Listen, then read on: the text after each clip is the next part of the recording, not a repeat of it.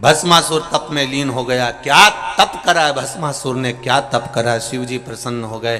क्या बात है भस्मासुर, प्रभु मैं बड़ा दुखी हूँ। शंकर जी ने पूछा क्या दुख आ गया तेरे को। प्रभु आपके लिए भस्म नहीं ला सकता क्योंकि मुर्दे ही नहीं मिलते हैं, तो मैं जली हुई भस्म कहाँ से लाऊं।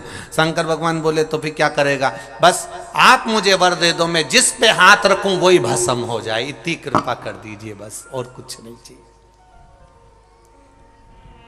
जिस पे हाथ रखूं वो भस्म। शंकर भगवान ने कहा तथास्तु। ये अपने घर चले गया। धर्मपत्नी ने पूछा क्या हुआ।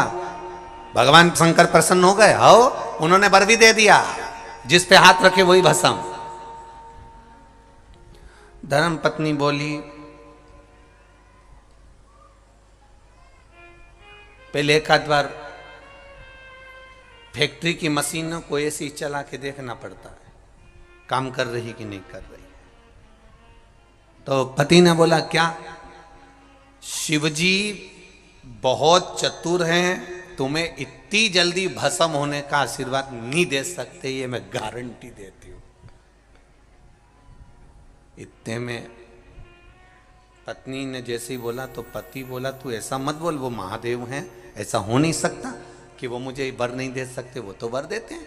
नहीं नहीं नहीं, तुमने प्रैक्टिकल करके देखा है कहीं, हाथ रख के देखा है तुमने कहीं।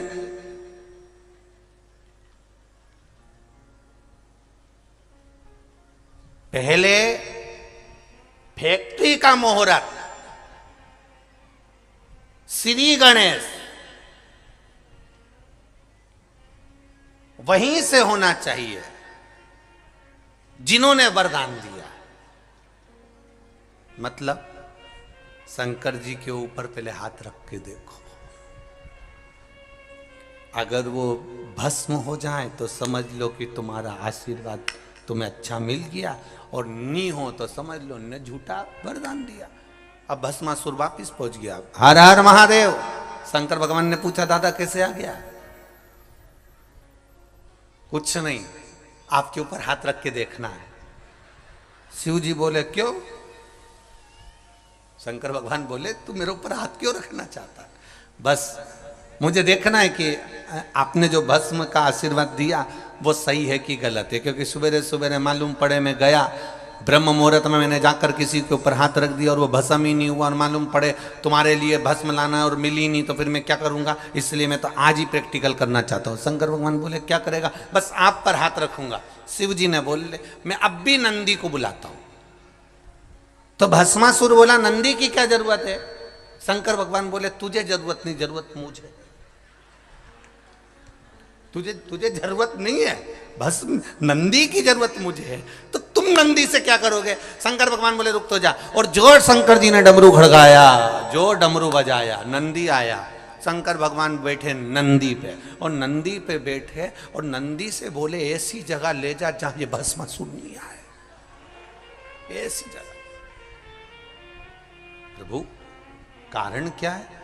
शंकर जी ने कहा मैंने भस्मासुर को वर दे दिया कि जिस पे हाथ रखेगा वो भस्म हो जाएगा, वो मेरे ऊपर रखने आ रहा है। इतने में नंदी तो पहले ही भाग लिए, सबसे आगे नंदी और पीछे मेरे देव अधिदेव महादेव। शंकर जी ने कहा नंदी कहां जा रहा है। नंदी बोले प्रभु रुको, पूरे घर के लोगों को बता के आ रहा हूं कि भस्मासुर जहां मिले तो दूर हट जाना, इसके बाद तुम्हारे पास आ रहा हूं। सबको किया है। गणेश जी रिद्धि सिद्धि को लेकर चले, कार्तिकेय बाबा चले, पार्वती मैया चली देवाधिदेव महादेव के पास में। महादेव बोले पार्वती जी से तू क्यों आई मेरे पास में, कि वो उस भस्मासुर को आपने वर दे दिया। शंकर भगवान बोले वो तो मैं निपट लूंगा, तू तो अंदर जा, तू चिंता मत कर। शिव जी अब नंदी के साथ भागे। महाराज भगवान नारायण ने देख लिया कि ये महादेव भागते हुए आ रहे हैं। बैठे थे आराम से, नारायण लेटे हुए थे। लेटे लेटे शंकर जी वहां पहुंच गए। लक्ष्मी जी चरण दबा रही थी। शिव जी को घबराए हुए देखकर भगवान विष्णु ने पूछ लिया आप यहां आज कैसे आना हुआ मेरे देवाधिदेव महादेव। शंकर भगवान बोले मैंने वरदान दे दिया। नारायण बोले आपकी तो आदत ही है वरदान देने की, ये तो आप पे बड़ी कृपा है, आपका नाम आशुतोष है, इसलिए आप वरदान दे देते हो। शीघ्र प्रसन्न हो जाते हो। आपने वर दे दिया, बड़ी प्रसन्नता की बात है, उसमें घबराना क्या। शंकर भगवान ने बोले कि मैंने जिसको वर दिया उसको भस्म होने का वर दिया कि जिस पे हाथ रखेगा वो भस्म हो जाएगा, तो उसमें टेंशन क्या है। भगवान शंकर बोले वो इधर ही आ गया है। भगवान नारायण लेटे थे बैठे हो गए, अभी लेटे थे अब बैठ गए, बैठे और लक्ष्मी जी ने तुरंत भगवान विष्णु से कहा मैं अंदर जा रही हूं। नारायण बोले तू क्यों अंदर जा, भरोसा नहीं उसका, वो मेरे को देख के हाथ दे देता, इसलिए मैं चली अंदर। भगवान विष्णु ने उस समय पर फिर सुंदर स्त्री का रूप बनाया और उस भस्मासुर के साथ में नृत्य करते हुए हाथ सिर पर रखवाया। भस्मासुर स्वयं भस्म हो गया। देखिए भस्मासुर क्या द्रोही था शिव जी का? नहीं। तारकासुर को देखना, वो शंकर भगवान का द्रोही नहीं है। तारकाक्ष, विदुमाली, कमलाक्ष के शिव जी के द्रोही नहीं है। जितने हुए ये शंकर के द्रोही नहीं हुए।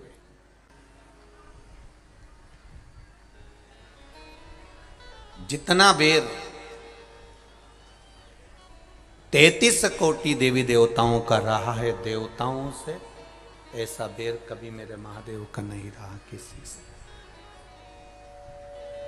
शिव आशुतोष कहला। आप घर पर जाकर शिव महापुराण की पोथी को पढ़िएगा।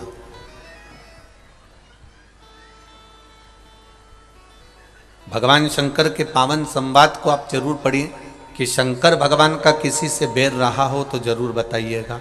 शिव का बैर नहीं किसी से। जो बैर रखने वाले भी हैं वो शंकर जी के पास में आकर प्रेम करने लगते हैं। जैसे शिव जी की सवारी है नंदी और माँ जगत जननी की सवारी है शेर। शेर और नंदी का कभी विवाद नहीं हुआ जब तक वो शंकर जी के पास में रहे। मोर, सर्प एक दूसरे के विरोधी हैं, फिर भी इनका बैर नहीं है। सर्प और चूहा ये एक दूसरे के विरोधी हैं, पर इनका बैर नहीं हुआ।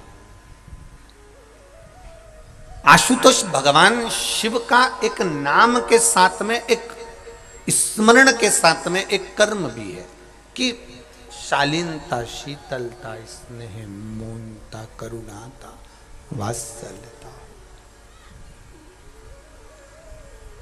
स्नेह जुड़ा हुआ हो, प्रेम जुड़ा हुआ हो, वात्सल्यता जुड़ी।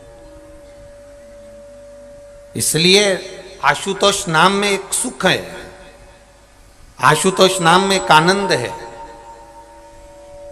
और अपने जीवन में एक बात हमेशा उतार कर रखिएगा, एक भाव में उतार कर रखिएगा कि जीवन में जब उलझन उत्पन्न हो रही हो, जब लग रहा हो कि ये मानव की देह, मानव का शरीर मिल जरूर गया पर उलझनों में अगर जीवन चल रहा है, तो उन उलझनों में तब देवादिदेव महादेव के एक नाम का उच्चारण अवश्य करें। वो नाम है, जम के बोलो जरा, आशुतोष। उस नाम का स्मरण अवश्य करें। शंभु शरणे पड़ी मांगू घड़ी रे घड़ी, दुख काटो दया करी निदर्शन। ये शरीर भगवत भजन का सुख देने वाला, कितना सुंदर कहा है हमारे संतों ने। 24 घंटे हैं, 24 घंटे भगवान ने दिए हैं। ये 24 घंटे, 24 घंटे में से थोड़ा सा समय निकालकर परमात्मा को दो। चलते समय में भगवान ये कभी नहीं कहता कि तुम अलग से कोई समय दो। भगवान कह रहा है 24 घंटे में जो समय तुम्हारे पास में है, उस समय में से थोड़ा सा समय निकालकर आप परमात्मा को दे दीजिए। अलग से भगवान को कुछ नहीं चाहिए, अलग से भगवान लेना भी नहीं चाहते। भगवान तो कहते हैं जो तेरा चल रहा है उसी चलते में काम करो। दुकान अच्छी चल रही है, किराने की दुकान अच्छी चल रही है, कपड़े की दुकान अच्छी चल रही है, घी की दुकान अच्छी चल रही है, बर्तन की दुकान अच्छी चल रही है, किराने की दुकान अच्छी चले, कहीं मौका मिल जाए किसी गरीब कन्या का विवाह है, किसी गरीब बड़े के घर में शादी है और बेटी को ब्याह है, और तुम्हें मालूम पड़ जाए कि गरीब की छोरी का ब्याह है, तो किराने की चलती हुई दुकान में से थोड़ा सा सामान निकालकर उस बेटी के ब्याह में पहुंचा दो, चलते में दान कर दो। कपड़े की दुकान है, चल रही है, चलती दुकान में से थोड़ा सा कपड़ा निकाल कर ले साहब, उनकी बेटी का ब्याह है, नहीं उसके पास में इतना, ले जाओ सब दिया। बर्तन की दुकान है, चलती दुकान में से थोड़ा सा निकाल कर पात्र लो साहब, मैं कन्यादान में मैंने ये 5 बर्तन भेज दिए, मैंने 10 बर्तन भेज दिए, चलते में कर्म करिए। किराने की चलती हुई दुकान से थोड़ा सा किराना निकाल दोगे, मालूम नहीं पड़ेगा। कपड़े की दुकान में से, चलती हुई दुकान में से थोड़ा कपड़ा निकाल दोगे, मालूम नहीं पड़ेगा। उसी तरह बर्तन की चलती हुई दुकान में से थोड़ा सा बर्तन निकाल दोगे, मालूम नहीं पड़ेगा। उसी तरह इन 24 घंटे जो चलते रहते हैं, इन 24 घंटे में से अगर 3 घंटा महादेव के लिए निकाल दोगे तो मालूम नहीं पड़ेगा। ये मालूम नहीं पड़ने वाला है। ये आनंद, गला पकड़, ये सुख, ये आनंद देने वाला है, ये समृद्धि देने वाला। चलते में निकालिए, जब चलते में निकालोगे तो उसका एक आनंद दूसरा रहेगा। आए हैं यहां पर बहुत सारे लोग कथा श्रवण करने के लिए, कईयों के पत्र भी आए, देखो कितना भाव से पत्र लिखे हैं, देखिए।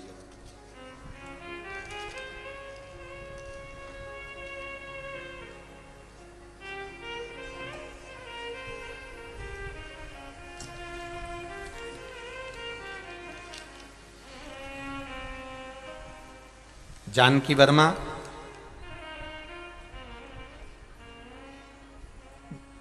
तुलसी मानपुर ग्राम, जिला रायपुर से आए हैं। कहीं बैठी हो तो हाथ हिलाइएगा, कहीं बैठी हो तो हाथ हिलाइएगा। आप ही हैं, दोनों हाथ हिला दो ऐसे, एक बार ऐसे हाथ हिलाओ। श्री शिवाय नमस्तुभ्यम, हाँ इस तरह से हिला दो एक बार, हाँ ठीक है। श्री शिवाय नमस्तुभ्यम। मैं गुरुजी शंकर जी के क्या वर्णन करूं, क्या बखान करूं, क्या बोलूं गुरुदेव, एक लोटे जल का क्या बखान करूं। मेरे पति एक मानसिक रोग से ग्रसित हैं, 22 साल से उनका मानसिक रोग समाप्त नहीं हुआ। प्रतिदिन दवाई खाते हैं, ठीक से सो भी नहीं पाते थे। इस लॉकडाउन में आपकी शिव महापुराण की कथा सुनी और शंकर जी पर 1 लोटा जल चढ़ाना प्रारंभ करा, एक बेलपत्री चढ़ाती, देवाधिदेव महादेव को चढ़ाना प्रारंभ करा। आप कहते हो सारी समस्या का हल 1 लोटा जल है, तो मैंने भी सोचा कि अब लॉकडाउन में कथा आ रही है, कहीं जा नहीं सकते, और पति 22 साल से मानसिक रोग से ग्रसित थे, सोते नहीं थे, रात भर जगते रहते थे। हरकतें मानसिक रोग वाले व्यक्ति की क्या होती है ये आप भी जान सकते हैं। 22 साल से ये ग्रसित थे। तब मैंने शिवजी पर 1 लोटा जल चढ़ाना प्रारंभ करा, एक बेलपत्री चढ़ाना प्रारंभ करा, और वो बेलपत्री चढ़ाकर लेकर आती, शिवजी का चढ़ा हुआ जल में लेकर आती और उनको देना चालू करा। कई बार उन्होंने नहीं भी खाया तो भी मैंने उनको खिलाया। बेलपत्र खिलाकर पानी पिला देती है। बाबा की कृपा ऐसी हुई गुरुदेव, अब वो धीरे धीरे ठीक हो गए हैं, उनकी दवाइयाँ बंद हो गई हैं और वो रात्रि को सोते भी हैं, और उनका जो मानसिक रोग था अब धीरे धीरे बाबा की कृपा से संतुलित हो गया, वो ठीक हो गए। गुरुदेव, मेरा एक पुत्र है, पिछले 7 वर्ष से उसकी नौकरी मेरे घर से बहुत दूर थी। मैंने बाबा से प्रार्थना करा, बाबा तूने मेरे पति को 22 साल जो मानसिक रोगी रहा, जिसको रात की नींद चली गई थी, रात भर बैठा रहता था, ऐसे 22 साल के रोगी को तू ठीक कर सकता है, तो मेरा बेटा बहुत दूर जॉब करता है, नौकरी करता है, ऐसी कृपा कर दे कि मेरे नज़दीक में उसकी नौकरी लग जाए। मैंने जल चढ़ाया, रोज जल चढ़ाती, घी का दिया लगाती, और बाबा को एक दिन बेलपत्री पर लगाया हुआ शहद चिपका कर आ गई।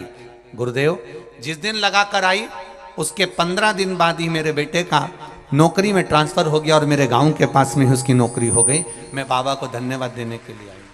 आनंद करो। श्री शिवाय नमस्ते। ये शिव है ओ घड़ी।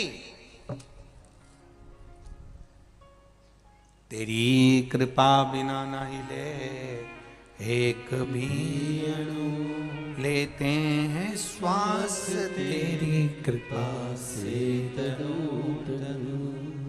ये उसकी करुणा, उसकी कृपा, उसकी उदारता, उसकी दया, ये उसकी कृपा है, उसकी उदारता है, उसकी करुणा है। आप दिल से कहेंगे वो दिल से सुनता है। आप दिल से पुकारेंगे वो दिल से श्रवण करता है। अब कहो उसको। एक पत्र और देखिए कितना सुंदर आया। देख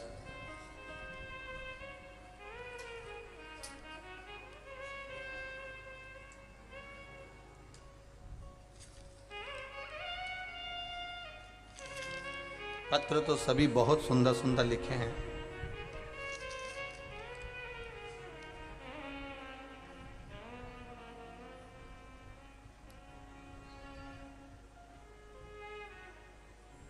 शंभु शरणे पड़ी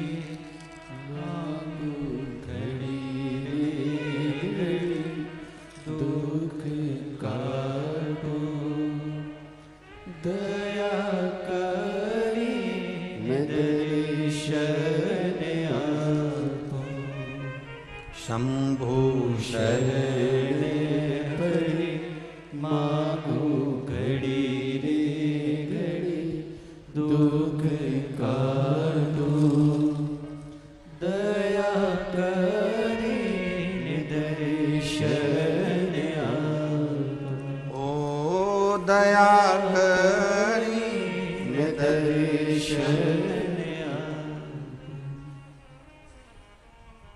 मेरा नाम किरण सेन, पति मोहन सेन, ग्राम ओरेठी, जिला बालोदा बाजार, छत्तीसगढ़ से हूँ। कहीं बैठी हो तो हाथ हिलाइएगा। कहीं बैठे हो तो हाथ अवश्य हिलाएं। जहां कहीं भी बैठे हो हाथ हिलाइएगा। मेरा नाम किरण सेन। दोनों हाथ ऐसे हिला दो एक बार। श्री शिवाय नमस्तुभ्यम। मेरा नाम किरण सेन, पति मोहन सेन, ग्राम ओरेठी, जिला बालोदा बाजार, छत्तीसगढ़ से हूँ। मेरी उम्र 42 वर्ष है। गुरुजी मेरे शिव शंभू की महिमा का क्या बखान करूं। मेरे बाबा महाकाल की महिमा का अनंत, महाकाल की कृपा अनंत और आनंद में है। गुरुदेव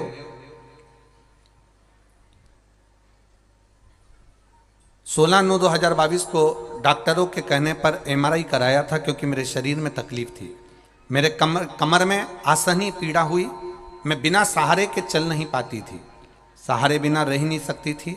MRI कराया। रिपोर्ट में बताया गया कि कमर के अंतर्गत में L5, S1, L4, L5 हड्डी दब गई है, नस दब गई है, नस चिपक गई है। डॉक्टरों ने कहा कि 2 दिन के भीतर ऑपरेशन कराना होगा, नहीं तो पैरालिसिस हो सकता है।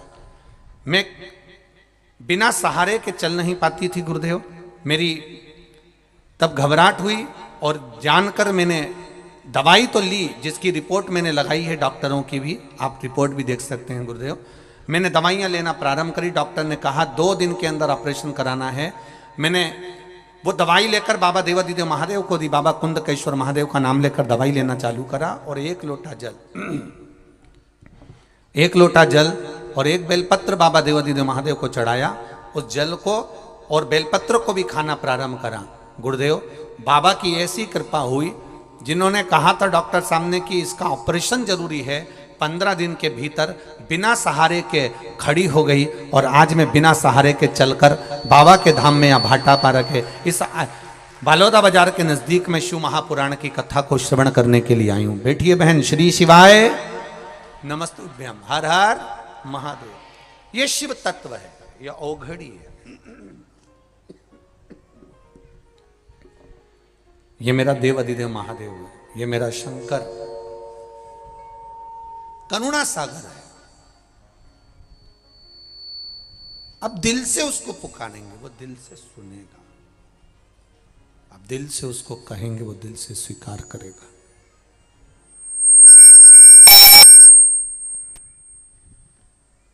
अब भाव से उसको कहेंगे, वो भाव से सुनेगा। तेरी कृपा बिना न हिले एक भी अणु, लेते हैं श्वास तेरी कृपा से तनु। अब मानो उसको, अब भावों से दिल से रिझाओ। एक लोटा जल, जम के बोलो जरा, सारी समस्या का हल। केवल एक लोटा आप लेकर उसके दाम तक पहुंच जाओ, उसके दरवाजे तक पहुंच जाओ, उसकी चौखट तक पहुंच जाओ। जब आप उसके दरवाजे तक पहुंच जाएंगे, उसकी चौखट तक पहुंच जाएंगे, उसके द्वार तक पहुंच जाएंगे, तो फिर वो स्वीकार कर ले, तेरे मंदिर में आना मेरा काम है और मेरी बिगड़ी बनाना तेरा काम है। पर मंदिर तक भी वही पहुंचता है, भगवान की भक्ति तक भी वही पहुंचता है जिसको भगवान पकड़कर बुलाता है, या जिसके भीतर परमात्मा ने श्रेष्ठ संस्कार माता पिता के विद्यमान होते हैं, वही शिवालय तक और वही शिव महापुराण तक पहुंच पाते हैं। ऐसे ढेर पड़े। अभी ये कोकड़ी से बालोदा बाजार कितना है? 2 किलोमीटर, 3, 4, 2, ठीक है। बालोदा बाजार भी तुम्हारा और कोकड़ी भी तुम्हारा, ठीक है। अब तुम भले, अब 2 किलोमीटर बालोदा बाजार, 2 किलोमीटर दूर यहाँ कोकड़ी बालोदा बाजार से। यहाँ बालोदा बाजार के भी लोग बहुत आए होंगे शिव महापुराण की कथा सुनने के लिए, पर अपने हृदय पर हाथ रखकर बोलना, इतने बड़े बालोदा बाजार से क्या पूरे की पूरे कथा में आ गए? क्या नहीं आया, वही है जिसको महादेव ने पुकारा है, वो यहां तक पहुंचा। सब नहीं आ सकते। कितना ही प्लान कर लो, कितना ही विचार कर लो, नहीं पहुंच सकते। पहुंचेगा वही जिसको मेरे बाबा ने खींच कर बुलाया। नारियल का पेड़ वहीं लगता है जहां नारियल के पेड़ के लायक जमीन हो। तुम कितना ही लगा लो, लगे ही नहीं। वो इतना की इतना ही रहे। 25 बार देखा, सब पानी भी डाला, खाद भी डाली, सब कुछ डाला, पर ये नारियल का पेड़ बढ़ता क्यों नहीं है? साहब, नारियल का पेड़ लगाने के लिए नारियल के पेड़ जहां लगते हैं वैसी जमीन होना चाहिए। वैसी अगर जमीन है, वैसी अगर मिट्टी है, तो नारियल का पेड़ पनप जाता है। अब तुम यहाँ सोयाबीन लगाओ तो लगे, यहाँ तो धान की खेती होती है, क्योंकि यहाँ धान का गढ़ है, इसलिए यहाँ धान उत्पन्न होता है। सोयाबीन, गेहूं, आप मध्य प्रदेश चले जाओ, वहाँ साहब गेहूं होता है। पंजाब चले जाओ, हरियाणा चले जाओ, साहब वहाँ गेहूं होता है। साहब वहाँ चले जाओ तो वहाँ सरसों होती है। साहब ऐसा जमीन का महत्व होता है कि जमीन कैसी है, भूमि कैसी है। जैसी जमीन होगी तो क्या साउथ चले जाओ, तो क्या साउथ जाओ तो वहाँ नारियल का पेड़ ही पेड़ मिलेगा। इतना बड़ा बड़ा नारियल का पेड़ है साहब, वहाँ तो केवल अपने आप ही नारियल का पेड़ उग जाता है, अपने आप लग जाता है। इधर भुसावल साइड चले जाओ तो क्या केले ही केले हो, जमीन मुश्किल आया।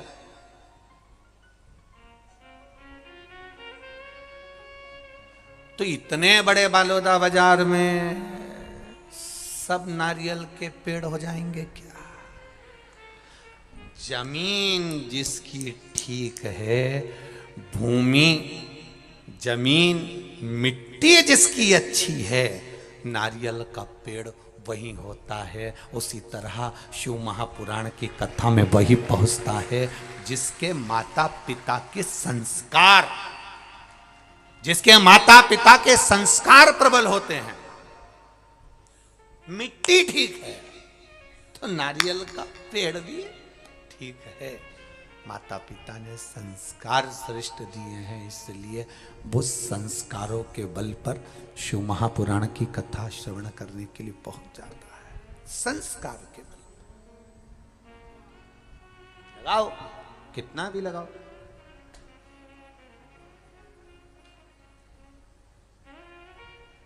आशुतोष नाम के भगवान शंकर का किसी से बैर नहीं है, मेरे महादेव का किसी से भी नहीं। 2023 की प्रथम कथा, 2023 की पहली कथा 2 जनवरी 2023 में चालू हो रही है, और दिन भी मेरे बाबा का वार सोमवार, दिन भी सोमवार, और कथा की शुरुआत भी, और कथा भी आशुतोष। ये बता रही है किसी से बैर नहीं करना हमको, किसी से नहीं। घर में रहो, पत्नी पति के साथ रहे, पति पत्नी के साथ रहे, बैर का कोई काम ना रहे। भाई भाई के साथ रहे, बैर का कोई काम ना रहे। बहन भाई रहे, बैर का कोई काम ना रहे। अपनों के साथ रह रहे हो तो बैर का कोई काम ना रहे। किस चीज का बैर करना? भगवान विष्णु और असुरों का बैर रहा, ब्रह्मा जी और असुरों का बैर रहा, इंद्र और असुरों का बैर रहा, पर मेरे देवाधिदेव महादेव का कोई बैर नहीं था। मेरे महादेव तो आशुतोष हैं। जो भी तारकासुर ने क्या मांगा था, शंकर भगवान के पुत्र के द्वारा मरूं, तो ये बैर होगा क्या? शिव जी के पुत्र के द्वारा। तो किसी ने पूछ लिया तारकासुर से, तूने ऐसा वर क्यों मांगा? तारकासुर कहते हैं महादेव शादी नहीं कर रहे थे, सती के जाने के बाद मेरे महादेव ने विवाह नहीं करा, तो मेरा मन था मैं जिसका भजन करता हूं उसको दुखी नहीं देख सकता, उसकी शादी होना चाहिए। इसलिए मांग लिया कि मरूंगा तो शंकर भगवान के पुत्र के द्वारा मरूंगा। जब ये तपस्या से उड़ जाएंगे, शादी कर लेंगे, बेटा होएगा, मैं मर जाऊंगा। अच्छा मांगा। तारकासुर भगवान शिव का भजन करता था, इसलिए माता पार्वती जी ने कह दिया था, सुन रहे कार्तिकेय, तारकासुर को मारना मना नहीं, पर हृदय में बाण नहीं लगना चाहिए। वहां मेरा महादेव रहता है, मेरा शिव रहता है, मेरा शंकर रहता है। जिसका दिल, जिसका मन, जिसका हृदय शंकर की कथा में, मेरे देवाधिदेव महादेव की कथा में खुल जाता है, उसको फिर हार्ट अटैक नहीं आता है, क्योंकि दिल में महादेव बैठा होता है।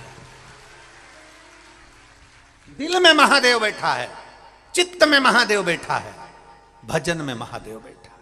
फिर उसका दिल हॉस्पिटल में नहीं खुलेगा।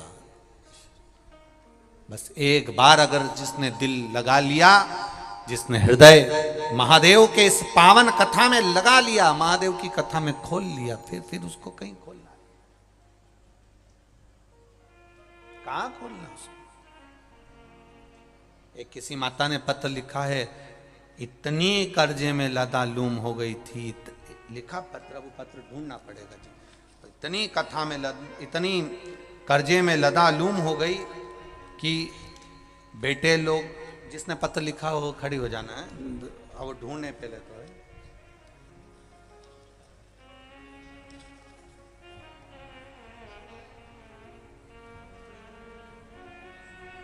शंभु शरणे घड़ी रे घड़ी दुख काटो दया कर। गुरुजी, मेरा नाम अनसुईया साहू है, मेरे पति का नाम मोहन साहू है।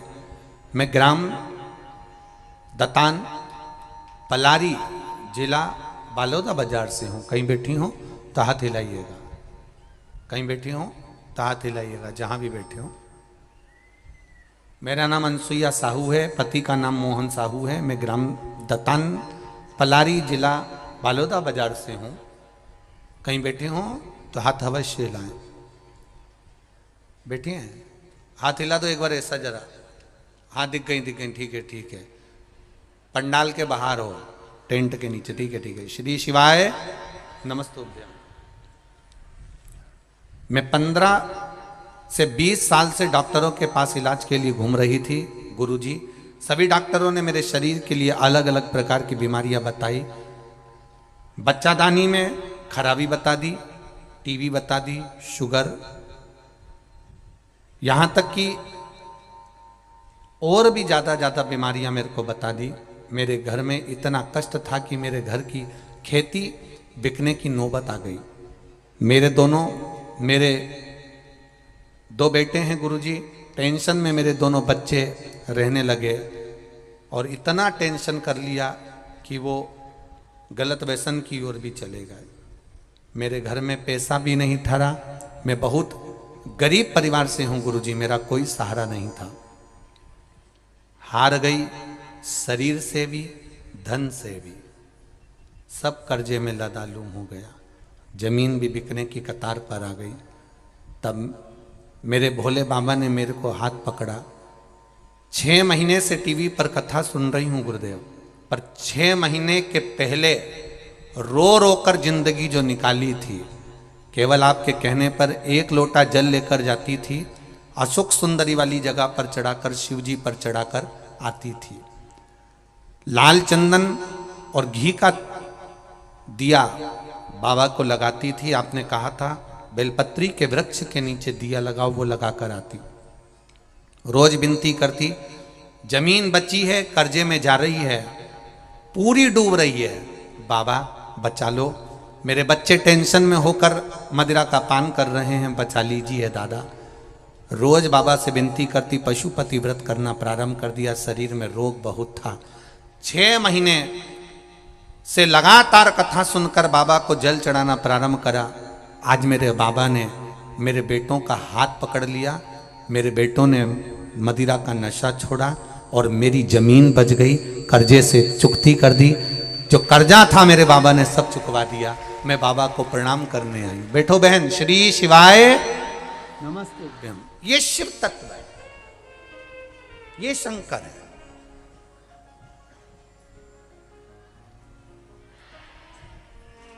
उसकी कृपा, उसका विश्वास, उसका भरोसा। और जितने लोग यहां कथा सुनने आए हो, ये तीनों पंडाल और पीछे के पंडाल, जितने तुम भर कर बैठे हो, इतना विश्वास मानकर सुनना।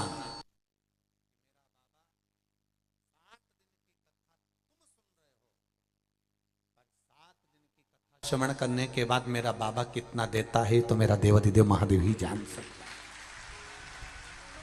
जो लोग आस्था चैनल पर कथा सुन रहे हैं, जो लोग फेसबुक यूट्यूब पर कथा सुन रहे हैं, दिल से सुन रहे हो, दिल से।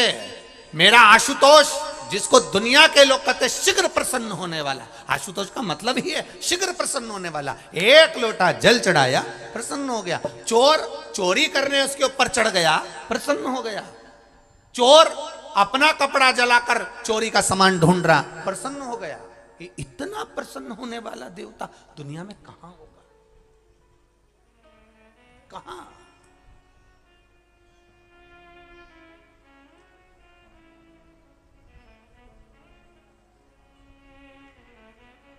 कहां मिलेगा वो ऐसा सरल, सहज, आनंद देने वाला?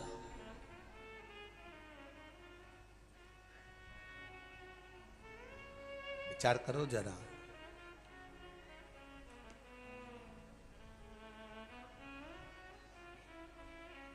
जलंधर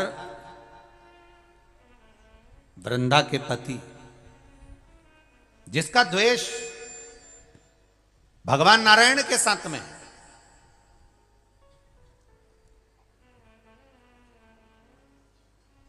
भगवान नारायण के साथ जिसका द्वेष है, भगवान विष्णु के साथ में जिसका द्वेष है, शिव जी के साथ में जलंधर का द्वेष नहीं है।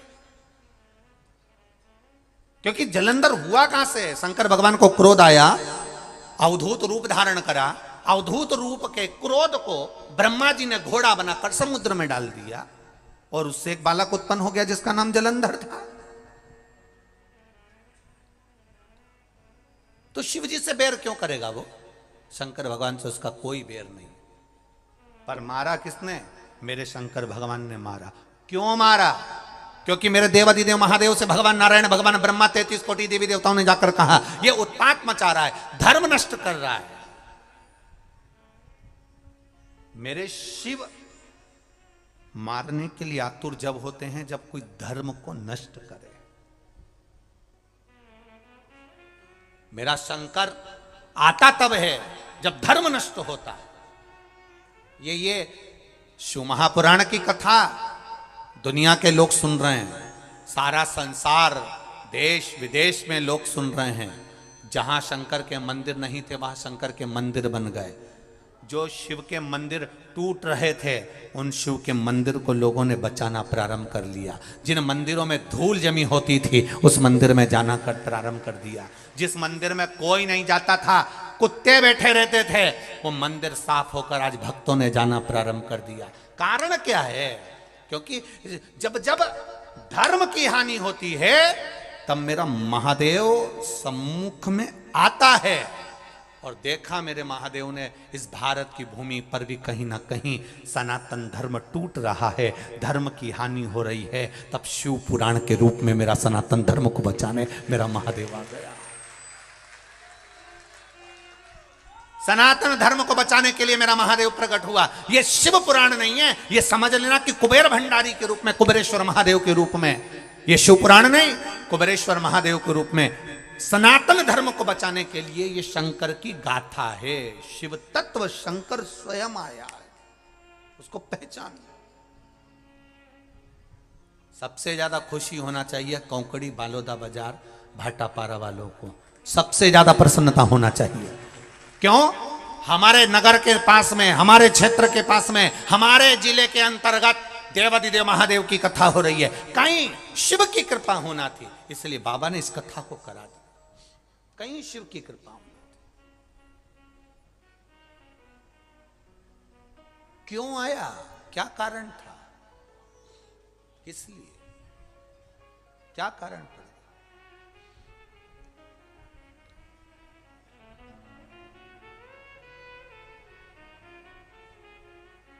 साहब, जलंधर का बेर महादेव से नहीं है, पर महादेव बैठ गए तप करने के लिए। जब महादेव तप करने के लिए बैठे, मेरे देव अधिदेव महादेव तप की मुद्रा में लग गए। नंदी को मालूम पड़ा कि मेरे भोलेनाथ आज काशी से घूम कर आए हैं, शरीर बहुत, मेरे देव अधिदेव महादेव काशी से आए हैं तो जरूर अभी दूर से आवे तो थक जावे, कैलाश आए हैं। लगा उनको जाऊं जरा पूछूं। जो पहुंचे, जैसे ही पहुंचे, क्या देखा? नंदी ने, पार्वती मैया तो अंदर थी, मेरे देव अधिदेव महादेव तप की मुद्रा में बैठे हुए थे। उनके शरीर से ओमनाद हो रहा था, शरीर से ओमनाद। नमः शिवाय, ओम नमः शिवाय, नमः शिवाय, ओम नमः शिवाय, नमः शिवाय, ओम नमः शिवाय, नमः शिवाय।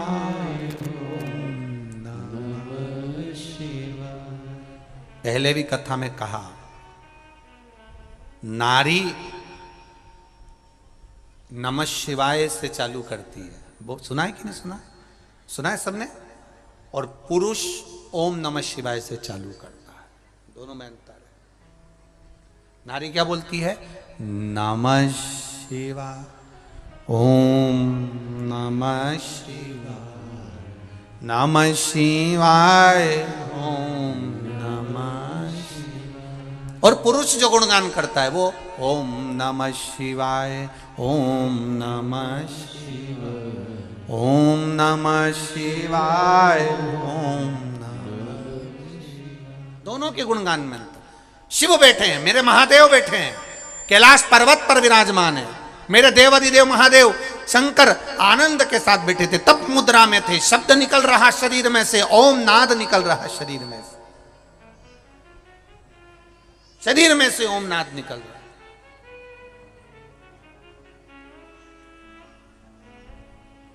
नंदी ने जाकर देखा कि बाबा को उठाऊं। 2 बार नंदी ने आवाज लगाई, हर हर बोल बम का नारा है। बाबा एक सारा फिर आवाज लगाई, उठे ही नहीं। बाबा नहीं उठे तो नंदी को लगा बाबा तप में बैठ गए। नंदी बाबा के सामने बाबा ऐसे बैठे, नंदी उनके सामने आसन बिछाकर बैठ गया, वो भी बैठ गया। भोले बाबा लगे थे भजन में, नंदी लगा था भोलेनाथ के भजन में। ऐसा भजन नंदी ने किया कि मन का तार मेरे महादेव से जोड़ लिया। आज भी शंकर भगवान की जब प्राण प्रतिष्ठा होती है, शिव मंदिर में शंकर भगवान का शिवलिंग रखा जाता है, शिव प्रतिमा रखी जाती है, शिवलिंग रखा जाता है, तो नंदी जहां बैठता है, नंदी को जहां पर विराजमान करते हैं, उस नंदी के सामने से आज भी एक सूत्र बांधा जाता है शिव जी के सामने तक। प्रतिष्ठा के समय पर ब्राह्मण देवता उस सूत्र को रखते हैं आज भी, प्राण प्रतिष्ठा के समय पर। वो सूत्र कौन सा है? वो सूत्र है हृदय से हृदय तक का तार जोड़ना, उसको लोग सोमसूत्र भी कहते हैं। आज भी लोग रखते हैं उसको। स्वर्ण तार, चांदी का तार भगवान शिव के शिवलिंग से नंदी के सम्मुख में सोमसूत्र का स्मरण किया जाता, आज भी बांधते हैं, आज भी लगाते हैं जब विराजमान करते। अब नंदी बैठे भगवान शिव के सामने, तप में लीन, महादेव तप में लीन। इतनी देर में आ गए जलंधर, जिसका कोई बैर नहीं महादेव से, कोई बैर नहीं है महादेव से, तो भी जलंधर आया। और जलंधर आकर माता पार्वती जी को देखा, कितनी सुंदर है मां। देखकर जलंधर ने माता का हाथ का स्पर्श करा। उस समय पर मां शिव का स्मरण कर रही थी, भगवान शंकर का स्मरण कर रही थी मां। कोई बैर नहीं है जलंधर से। और एक बात याद रखिए, जितने लोग आस्था चैनल पर कथा सुन रहे हैं, जितने फेसबुक यूट्यूब पर सुन रहे हैं, और जितने इस कौकड़ी गांव के अंतर्गत छत्तीसगढ़ में कथा सुन रहे हैं, मेरे धान के कटोरे में बैठकर आप लोग कथा का रसतत्व ग्रहण कर रहे हैं, एक बात का स्मरण जरूर रखिएगा, कोई आपकी जिंदगी में ऐसा मिलेगा जिसका आपने कुछ नहीं बिगाड़ा, ना कभी उसको गाली दी, ना कभी अपशब्द कहा, उसके बाद भी वो तुम्हारा बुरा करने में ही लगा रहेगा, आपके लिए अपशब्द बोलने में ही लगा रहेगा, आपका हमेशा बुरा करने में लगा रहेगा। ना आपने कभी उसको गाली दी, ना कभी आप उसको पहचानते, ना कभी आप उससे मिले, ना कभी आप उससे जुले, और ना कभी आपने उसको देखा, केवल उसके बारे में सुना और अंदर से ईर्ष्या जागने लगी। कोई ऐसा होता है। कर्ण की, राजा कर्ण की अर्जुन से कोई बैर था क्या? अरे बोलो तो जम के नहीं। अर्जुन ने कभी राजा कर्ण को, दानवीर कर्ण को कभी अपशब्द कहा था क्या? नहीं। पांडवों ने कभी कर्ण को कुछ कहा था? एक शब्द पांडव नहीं बोले कर्ण के लिए, एक शब्द नहीं बोले। उसके बाद भी कर्ण, उसके बाद भी कर्ण, अर्जुन, नकुल, सहदेव, भीम, युधिष्ठिर से बैर रखता था। ऐसे कई हैं जो पहचानते ही नहीं है, जो आपसे मिले ही नहीं है, जो आपको जानते तक नहीं है, बस आपकी प्रशंसा सुन नहीं सकते और उनके मन में ईर्ष्या जागृत हो जाती है। समझ लेना, ये जलंधर जैसी औलादें बहुत सारी हैं, बहुत।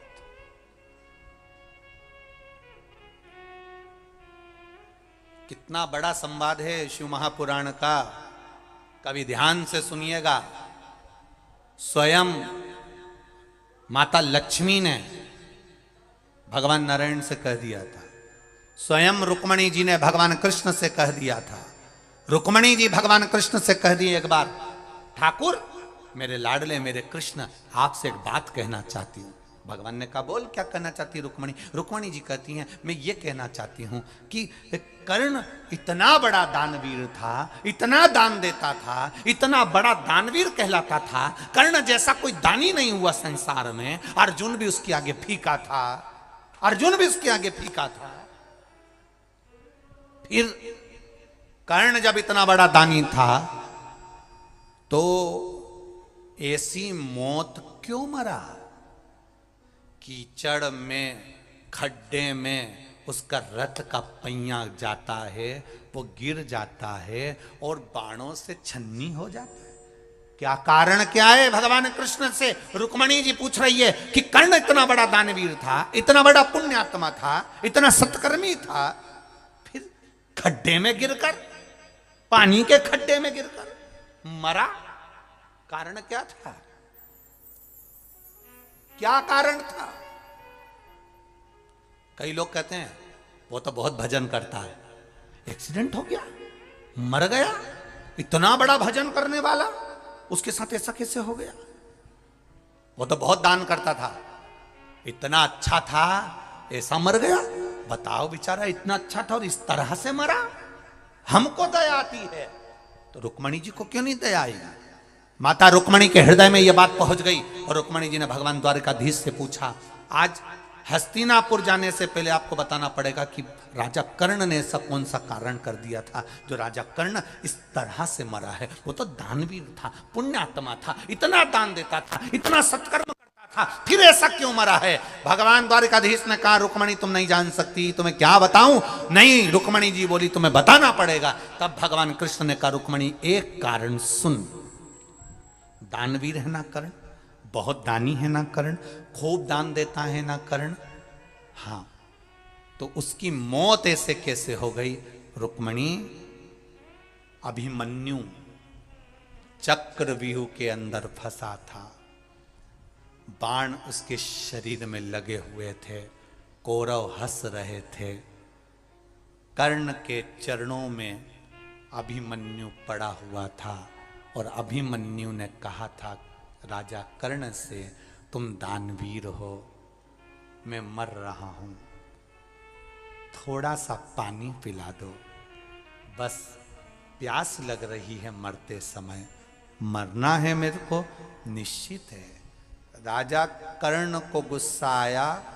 जो पानी की छाजल, छाजल जानते हो, एक कपड़े की होती थी, उसमें पानी भरा होता था, देखिए किस किसने देखी है वो छाजल? देखिए ट्रकों पे बहुत टंगी रहती है वो गेट पर, गर्मी के समय पर, उसमें ठंडा पानी रहता है, हवा में टांग दो तो, कपड़े की होती है, उसमें पानी भरा होता है, ऊपर से ऐसा लगा होता है, छाजल। अपन उसको आज के जमाने में कह दो बोतल पानी। राजा कर्ण के पास में पानी की बोतल रखी थी, छाजल पड़ी थी। अभिमन्यु ने कहा मुझे बहुत प्यास लग रही है, मैं मर रहा हूं, आप लोगों ने मुझे बाण मार दिए, मैं मर रहा हूं, पर प्यास लग रही है, पानी पिला दो, थोड़ा सा पानी पिला दो, थोड़ा सा पानी दे दो। दानवीर कर्ण, थोड़ा सा पानी दे दो। दानवीर कर्ण ने छाजल में लात मार दी, पानी की बोतल में लात मार दी, पानी की बोतल का पानी नीचे गिर गया। अर्जुन पानी को देख देख कर तड़प तड़प कर मर गया, मर गया। भगवान कृष्ण ने रुक्मणी जी से कहा, जिंदगी भर उसने सोना दान कराओ, चाहे चांदी दान करियो, चाहे हीरा दान कराओ, पर मरने वाले व्यक्ति को एक बूंद पानी नहीं पिला सका, तो इससे बड़ा पापी कौन होगा? जिस पानी को मांग कर अभिमन्यु मरा है, उसी पानी के खड्डे में ये गिरकर मरेगा। ये कर्म का दंड है, भोगना पड़ेगा। ये कर्म का दंड है, भोगना पड़ेगा। और जिस छाजल का पानी गिरा था, वो छाजल के पानी पर जब रथ चलना प्रारंभ हुए, वहां खड्डा होते गया, खड्डा होते गया, खड्डा होते गया, खड्डा होते गया।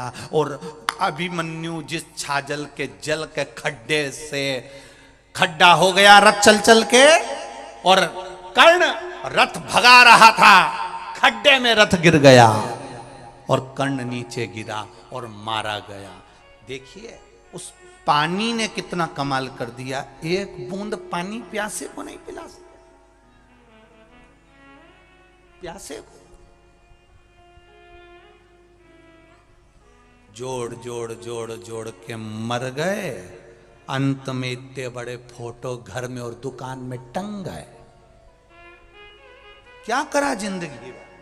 केवल जोड़ा, जोड़ा पत्नी के लिए, जोड़ा बच्चों के लिए, 4 व्हीलर गाड़ी बच्चों के लिए, पत्नी के लिए, परिवार के लिए, कुटुंब के लिए दुकान 1 से 4 कर ली, 4 से 6 कर ली, व्यापार बढ़ाते गए, व्यापार बढ़ रहा है, उम्र बढ़ रही है, पर भजन घट रहा है। भजन मत घटने देना।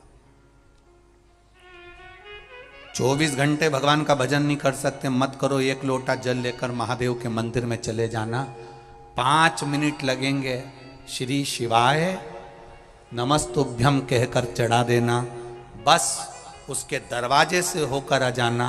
वो 5 मिनट तेरे 5 वर्ष की जिंदगी को संवार देंगे, ये निश्चित है। 5 मिनट से ज्यादा नहीं लगता, 5 मिनट 10 मिनट। मंदिर अगर दूर होगा तो 10-12 मिनट लगेंगे। वैसे तो मुझे विश्वास है कि छत्तीसगढ़ की पावन धरा पर आप लोग कथा सुन रहे हैं, और जितने लोग आस्था चैनल पर, फेसबुक, यूट्यूब पर सुन रहे हैं, ये मेरा विश्वास कहता है, जहां जहां रह रहे हो वहां दूसरे भगवान का मंदिर मिले चाहे नहीं मिले, पर पेड़ के नीचे, ओटले पर, कहीं ना कहीं तुम्हारी सोसाइटी में, कॉलोनी में, मंजिल में, कहीं ना कहीं तो छोटा ना छोटा शिवालय जरूर होगा। वहां 1 लोटा जल चढ़ाना प्रारंभ करो, कटेगा दुख, काटेगा मेरा आएगा, बाबा आएगा। अभी कथा में कहा था, मालेगांव की कथा में, बच्चे को डराना हो तो कह दो बाबा आ गया, बच्चा रोना बंद कर देता है। उस तरह दुख बहुत हो और तुम्हें लग रहा है कि बहुत दुख है, तो याद रखना बाबा, जम के बोलो, आएगा। बाबा आएगा तो बच्चा रोना बंद कर देता है, बाबा आएगा ये सुनकर हमारा दुख भी कट जाता है कि मेरा शंभू मेरे साथ में है, मेरा शंकर मेरे साथ, मेरा ओघड़ी मेरे साथ में।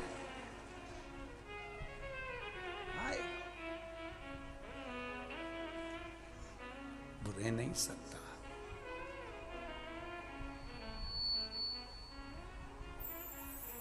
और जब वो आएगा तो जीवन का सुख अपने आप संवरता है, जब उसकी भक्ति बढ़ती है।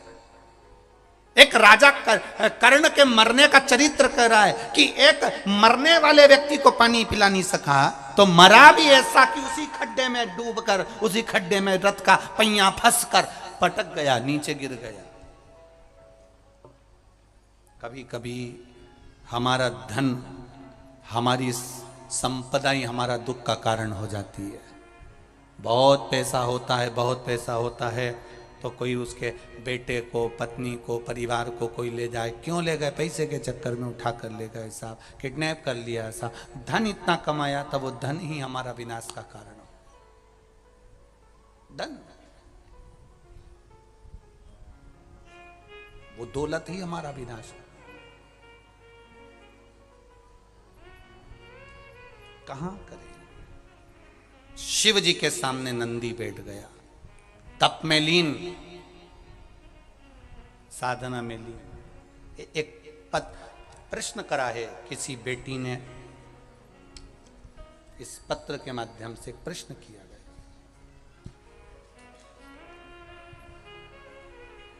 भगवती साहू, मोबाइल नंबर दिया है आपने, इनके प्रश्न है। भगवती कहीं बैठी हो तो हाथ जरूर हिलाइएगा। प्रश्न अच्छे हैं आपके, बाबा की कृपा। कहीं बैठी हो तो हाथ जरूर हिलाना। भगवती साहू आप ही ने लिखा है, दोनों हाथ हिला दो एक बार। श्री शिवाय नमस्तुभ्यम। आपका पत्र प्राप्त हुआ, बहुत सुंदर प्रश्न है आपका। गुरुजी, पशुपति व्रत में जो 6 दिए लगाए जाते हैं, उसमें बत्ती गोल लगाना चाहिए कि लंबी लगाना चाहिए? प्रश्न बहुत अच्छा है, एक बार जोरदार ताली बजाओ भगवती साहू के लिए। बहुत अच्छा प्रश्न है। हमने पहले भी कथा में कहा कि शंकर भगवान के मंदिर में पार्वती भी है, शिव भी है, दोनों विराजमान है। आप दोनों तरह की बत्ती शंकर के मंदिर में लगा सकते हो। जहां देवी के मंदिर में अकेली देवी होती है तो वहां पर फिर लंबी बत्ती का क्रम आ जाता है। पितरों की पूजन हो रही है, लंबी बत्ती का क्रम आ जाता है। पर जहां पर देवाधिदेव महादेव भी हैं, पार्वती भी है, वहां आप गोल भी बत्ती समर्पित कर सकते हो और लंबी भी बत्ती लगा सकते हो, उसमें कहीं दोष नहीं आएगा। फिर आपने वर्णन करा 5वां व्रत पूर्ण होने पर 108 पुष्प या चावल बेलपत्र चढ़ाते हैं। सबको एक साथ चढ़ा देना चाहिए कि एक एक करके चढ़ाना चाहिए?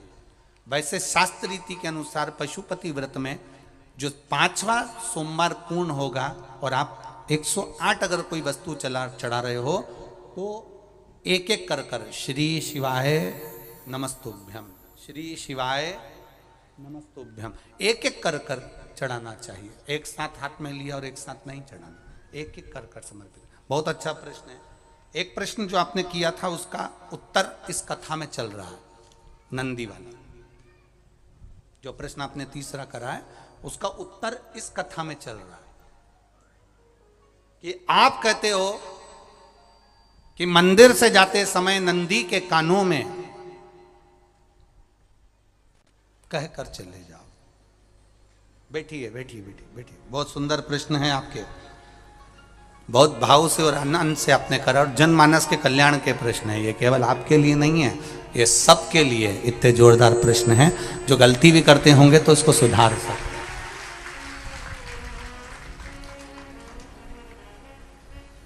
आपने कहा कि नंदी के कानों में कहना चाहिए। लोग हंसते हैं, कहते हैं बताओ वो नंदी के कानों में भगवान को कहना चाहिए। वैसे तो हम आपको एक बात बता दें कि दुनिया के लोग किसी दूसरे धर्म की कभी हंसी नहीं उड़ाते। दुनिया के लोगों को दूसरे का धर्म अच्छा लगता है। दुनिया के लोग सबसे ज्यादा हंसी उड़ाते हैं तो हमारे सनातन धर्म की ही उड़ाते हैं और उसे खुद उड़ाते हैं, दूसरा उड़ाने वाला नहीं होता। दूर के ढोल हमें समझ में आते हैं, उसका धर्म हमें समझ में आ गया, उनका क्या है ऐसा है, आओ कुछ नहीं, उनके धर्म में ऐसा है। कितना आनंद हमें दूसरे के धर्म में लग रहा है और हमारा सनातन धर्म हमको बुरा लगता है। हमारे सनातन धर्म हमें बुरा लगने लगा। अरे भाई, लोग कहते हैं कि नंदी के कान में कहते हो, ये कोई हमारे पुराणों में या शास्त्रों में लिखा है? भगवती बहन साहू, आपको धन्यवाद देना चाहूंगा और एक बात कहना चाहूंगा। जितनी भी शिव महापुराण के अंतर्गत चाहे उपाय जो बताए जाते हैं कि बेलपत्री ऐसे चढ़ाना, काली मिर्च ऐसे चढ़ाना, चावल ऐसे चढ़ाना, धतूरा का क्या महत्व है, शमी के पत्ते का क्या महत्व है, बेलपत्री के पत्ते का क्या महत्व है, ये जितनी भी बातें बताई जाती हैं ये सब पुराण के अंतर्गत से बताई जाती है। अब दुनिया के लोग इसको चाहे टोटका कह दें, चाहे दुनिया के लोग इसे टोना कह दें, पर पुराण से हटकर कुछ नहीं। और आप लोगों को अगर बोला है कि नंदी के कान में कहकर भगवान शंकर के मन में बात पहुंचे तो ये क्यों कहा, तो ये भी हमारी शिव महापुराण में लिखा है जलंधर के चरित्र में। कोई आपसे कहे कि नंदी के कान में बोलने से क्या होता है, ये जलंधर का चरित्र कह रहा है। मां पार्वती जी का हस्त कमल पकड़कर जलंधर लेकर जाने लगा।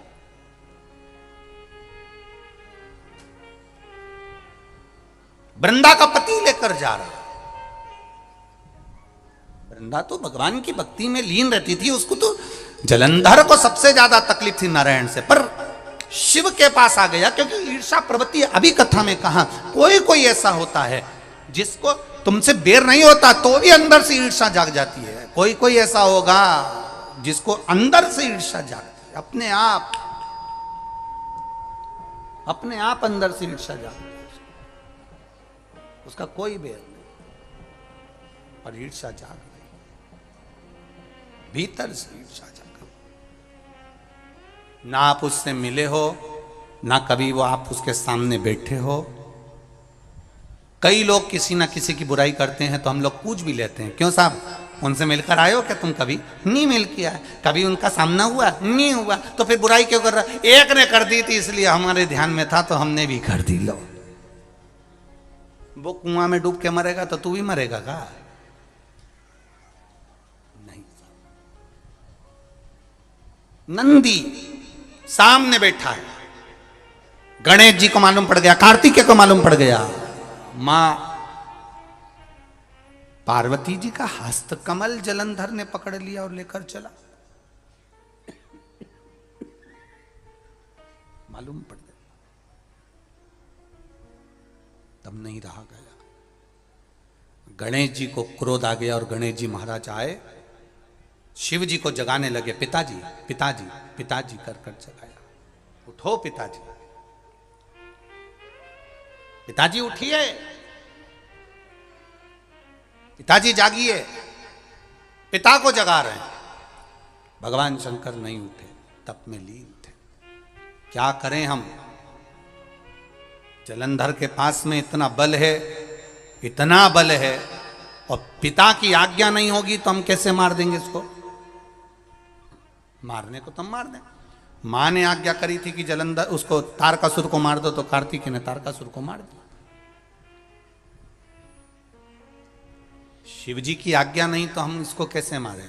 क्या करें? सब कुछ गणेश जी ने देख लिया। शंकर जी के ऊपर बहुत बहुत बहुत बहुत प्रार्थना कर कर देख ली, पर शंकर जी नहीं जागे। तब आखिरी में विनायक ने, गणेश ने, जितने लोग आस्था चैनल पर कथा सुन रहे हैं, जितने लोग फेसबुक यूट्यूब पर कथा सुन रहे हैं, इस बात को याद रखना कि नंदी के कान में कहने से क्या होता है, वो ये इस कथा से सीख लेना। आखिरी में गणेश जी को लगा किसको कहूँ, शंकर जी भी तप में हैं, नंदी भी तप में हैं, मैं किसको कहूँ? शिव जी को कह के कर थक गया, पिताजी को बोल बोल कर थक गया। पिताजी जागते नहीं। अब मैं किसको कहूं ये बात, किससे कहूं?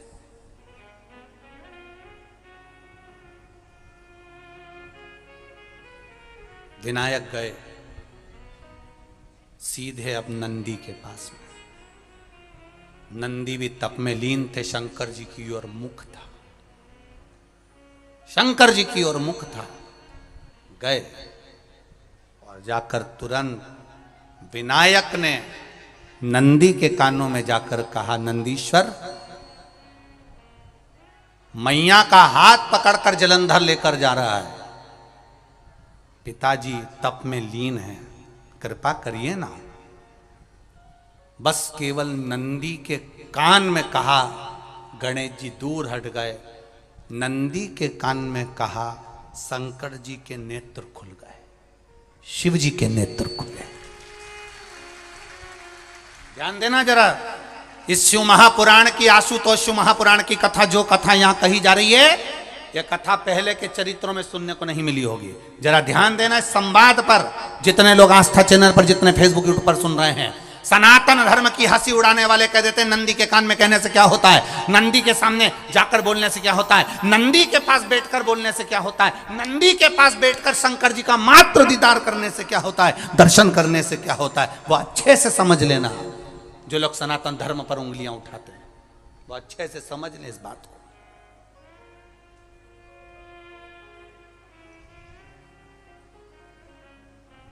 क्या होता है? नंदी तप में लीन, शिवजी तप में लीन। शिव नहीं उठ रहे, विनायक ने नंदी के कानों में जाकर कह दिया, नंदी के कान में जाकर कहा, नंदी के नेत्र नहीं खुले। नेत्र किसके खुले?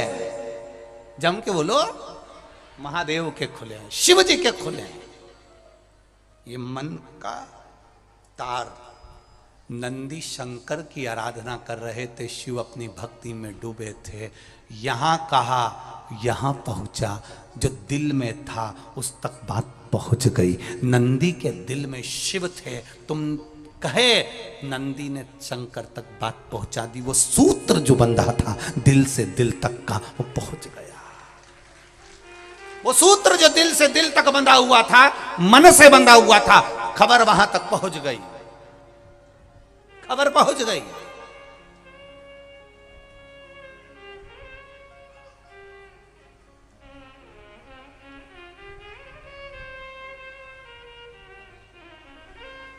हम कई बार कहे आपको, आप लोगों ने सुना होगा शिव महापुराण में, कि बहुत दुख हो जिंदगी का, बहुत दुख तकलीफ। जैसे वो बहन ने लिखा, मेरे कर्जे में लदालूम हो गई, तकलीफ बढ़ गई, शरीर का रोग था, 15-20 साल हो गए, आराम नहीं। बेटे भी व्यसन में डूबने लगे क्योंकि कर्जा बढ़ गया, टेंशन में रहेगा आदमी तो गलत संगत की ओर चला जाता। व्यसन में आदमी पड़ने लगा केवल टेंशन के चक्कर में। और आखिरी में हुआ क्या? शिव तत्व को जाना। आपसे भी निवेदन है, जब दुख की घड़ी अपार हो, समस्या बड़ी हो, बहुत तकलीफ हो, बहुत कष्ट हो, एक लोटा जल जब महादेव को चढ़ाने के लिए जाओ, चढ़ाकर 2 क्षण मंदिर के अंदर नंदी के पास 2 क्षण बैठकर मेरे महादेव को निहारना। अपने दिल की बात उसके पास में बैठकर नहीं भी कहोगे ना, तो नंदी के पास मात्र बैठ भी गए, उस नंदीश्वर के पास मात्र बैठ गए, तो वो तुम्हारे दिल की बात समझ जाएगा। कभी कभी बेटे के पास माता पिता मात्र बैठते हैं और बेटे का चेहरा देखकर माता पिता समझ जाते हैं कि बेटे को तकलीफ क्या है। बोलो सही है कि गलत है? बेटा नहीं कहता कि मैंने को कर्जा हो गया, बेटा नहीं कहता कि मैंने डब्बे में लगा दिया, बेटा नहीं कहता कि मैंने शेयर मार्केट में लगा दिया, बेटा नहीं कहता कि मेरा जमीन में पैसा डूब गया। मात्र बेटा बैठा है अपने माँ बाप के पास में और माता पिता ने बेटे का चेहरा देखा और उतने में समझ गए कि बेटे को तकलीफ क्या है, बेटे को कष्ट क्या है, क्या तकलीफ है मेरे पुत्र को।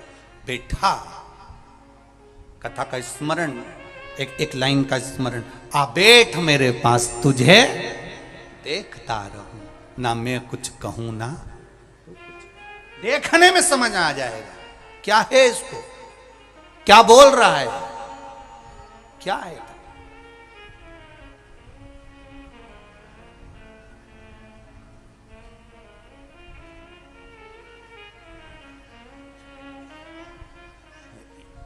उसको केवल कहने का एक भाव, नंदी के पास बैठ जाओ, है दुख, अपार दुख है, अपार तकलीफ है, कष्ट है, बीमारी है, रोग है। डॉक्टर ने कह दिया लीवर किडनी बेकार हो गया, डॉक्टर ने कह दिया कैंसर हो गया, डॉक्टर ने कह दिया ये तकलीफ ज्यादा हो गई, शरीर में गांठ पड़ गई, हो गया ना, शरीर है ना, हो गया। एक पत्र में एक बहन ने लिखा कि मेरे शरीर पूर्ण तरह से बेकार हो गया, यहां तक बच्चादानी में गांठ तक पड़ गई, उसने पत्र में लिखा है। तब तकलीफ बढ़ गई ना, कोई बात नहीं, दवाई खाओ, डॉक्टर को दिखाओ, पर एक बार उस जल को शिव जी पे चढ़ाओ, चढ़ाकर जल लेकर जब घर जा रहे हो, 2 क्षण मेरे नंदीश्वर के पास में बैठ जाओ, नी भी कुछ कहना है मत कहो, एक बार उसके करीब में बैठकर दिल से मन से मेरे महादेव से जो कहना चाहती हो बस मन में भी धर लिया, तो मेरे नंदी ने सुनकर वो महादेव से कह दिया, दुनिया का सबसे ज्यादा तप करने वाला, समाधि में लगने वाला, साधना करने वाला, व्रत करने वाला, उपवास करने वाला, तप साधना में लीन होने वाला कोई है तो वो नंदीश्वर है, जो शिव जी के सामने बैठकर उनके सामने हमेशा सामने मुख कर कर तप में लीन रहे, हमेशा तप में लीन, सामने रहकर तप में लीन। कौन कौन गया शंकर जी के मंदिर? सब गए हो? नंदीश्वर को देखा है? रख लो हाथ। तुम गए तो कभी नंदी ने पलट के तुम्हें देखा? अरे बोलो तो जम के, नहीं देखा।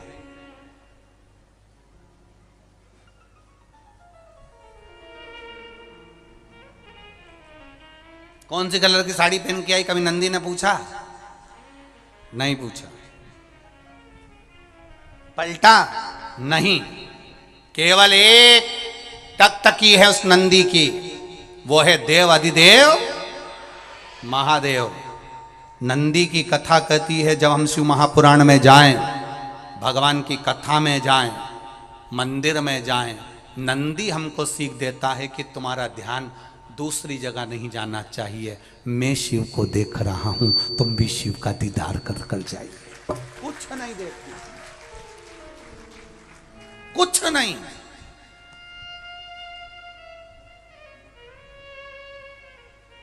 अपने प्रेम को दर्शाने का भाव प्रकट करिए। हम कई बार कहते हैं शिव महापुराण में जितने कार्यकर्ता कार्य करें, हम उनसे बार बार कहते हैं, हर जगह कथा में कहते हैं, और आगे भी जो कथा है वो भी अच्छे से सुन ले। हम हर कथा में कहते हैं कि शिव पुराण में जितने कार्यकर्ता कार्य करते हैं, जितने लोग संभालते हैं, चाहे वो कार्यकर्ता हो, चाहे बाउंसर हो, चाहे काली शर्ट वाले हो, चाहे पीली शर्ट वाले हो, उन सब से एक निवेदन रहा है, किसी से भी आप बोलो, मीठा बोलना, प्रेम से बोलना, आड़ा टेढ़ा मत बोलना।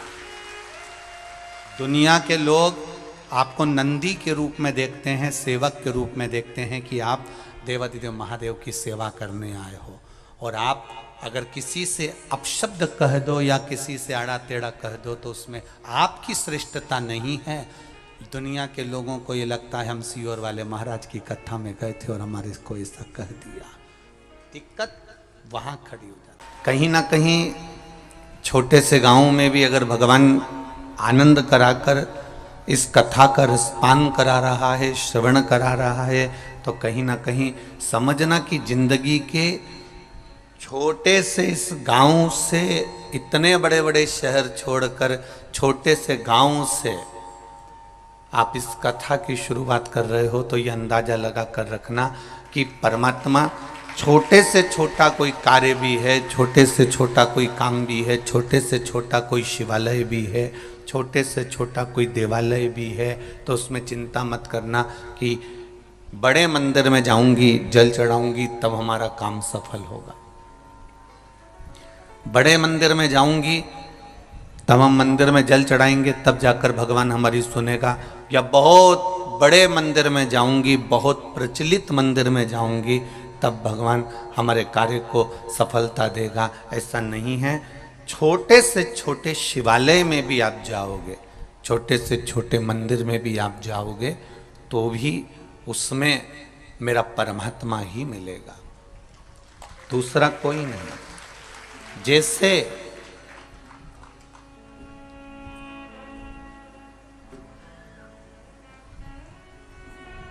जैसे कोई कहे कि अमृतसर का गुरुद्वारा प्रथम है, या नांदेड़ का गुरुद्वारा प्रथम है, या वहाँ का गुरुद्वारा बिहार का प्रथम है, पर गुरु नानक देव जी ने तो एक जैसी वाणी अपने गुरु ग्रंथ साहिब में लिखी है। और उन्होंने गुरु ग्रंथ साहिब में जो गुरु ग्रंथ है, उस ग्रंथ के अंतर्गत गुरु नानक देव जी ने जो लिख दिया, फिर वो ग्रंथ ये नहीं देखता कि वो बहुत बड़े गुरुद्वारे में रखा हुआ है कि बहुत छोटे से में रखा हुआ है। वो गुरु की वाणी, वो गुरु नानक देव जी द्वारा लिखित वो गुरु ग्रंथ साहिब जहाँ रखा रहता है, फिर चाहे आपका घर क्यों ना हो, वो भी गुरुद्वारा ही कहलाता है, वो भी गुरुद्वारा ही होता है। उसी तरह शिव शंकर ओघड़दानी, मेरे बाबा, मेरे कुबेर भंडारी, भले तुम्हारा घर में छोटा सा शिवालय हो, तुम्हारे घर में छोटा सा देवालय हो, तुम्हारे गांव में छोटा सा शिवालय हो, छोटा सा देवालय हो, परंतु जहां वो रखा हुआ है वो कोई छोटा नहीं होता। उसकी भक्ति, उसका विश्वास, उसकी दृढ़ता प्रबल होती है।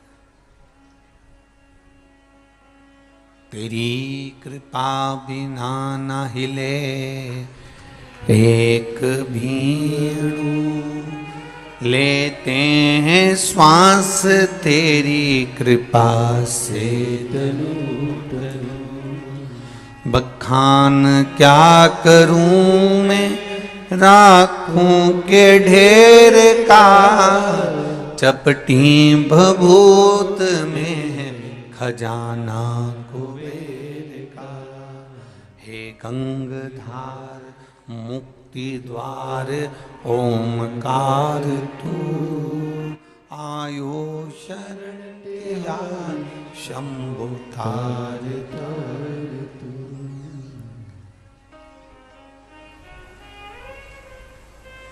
क्या क्या नहीं दिया हमें, मैं क्या बखान करूं, हम क्या बखान करें, वो क्या नहीं दे दिया।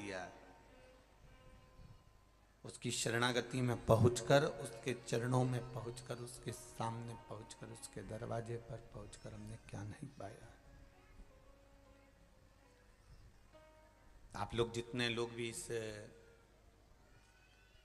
कौकड़ी गांव के अंतर्गत बैठकर कथा सुन रहे हैं या जयसाल परिवार कथा करवा रहा है, आप लोग श्रवण कर रहे हैं, एक बात का स्मरण अपने भीतर रखिएगा। आप यहां तक आए हैं किसी दूसरे के कहने पर नहीं आए।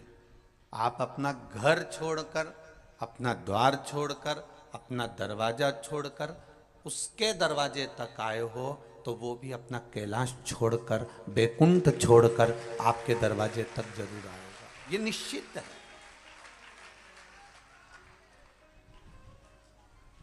आप उसकी चौखट तक पहुंचे हो तो वो भी आपके द्वार तक तो आएगा। बस आपका भजन आपका मूल है, आपका संकीर्तन आपका मूल है, आपका कीर्तन आपका मूल है, आपका मंत्र जाप आपका मूल है। जब तक श्वास रहे तब तक भगवत भजन का सुख है। जब तक दांत रहें तब तक खाने का सुख है। जब तक नेत्रों में रोशनी रहे तब तक मोबाइल चलाने का भी सुख है। लैपटॉप भी चला सकते हो, देख भी सकते हो। जब तक कानों में शब्द है तब तक सुनने का सुख है। जब तक घुटने में दम है तब तक चलने का सुख है। और जब तक घर में धन है तो दान करने का भी सुख है। उसी तरह श्वास चल रही है तब तक भजन में मन को लगाओ।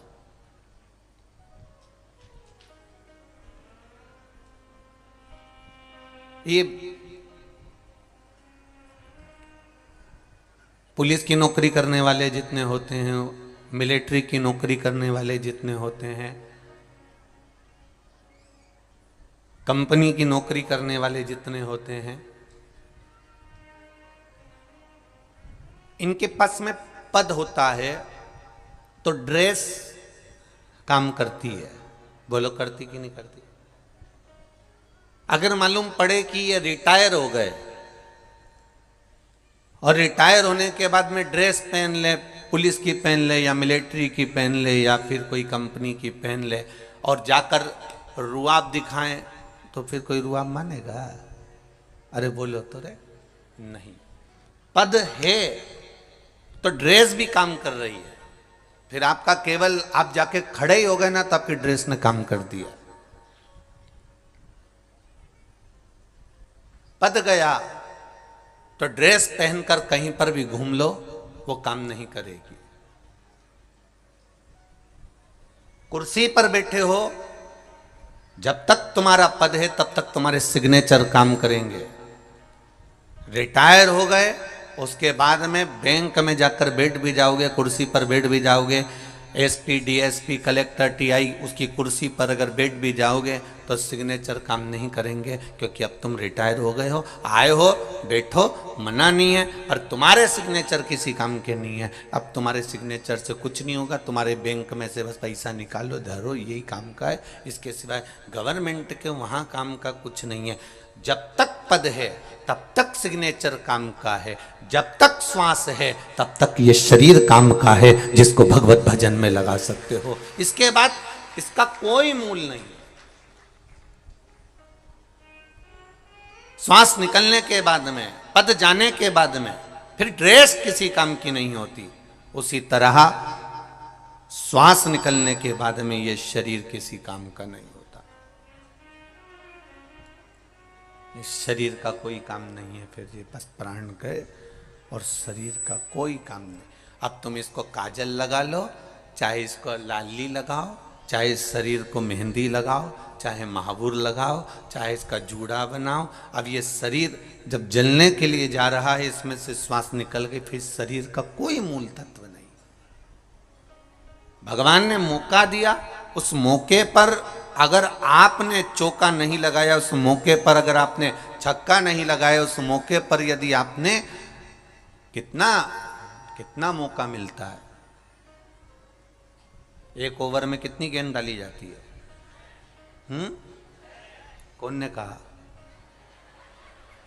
एक ओवर में एक ही गेंद डाली जाती है, वही गेंद बार बार आती है।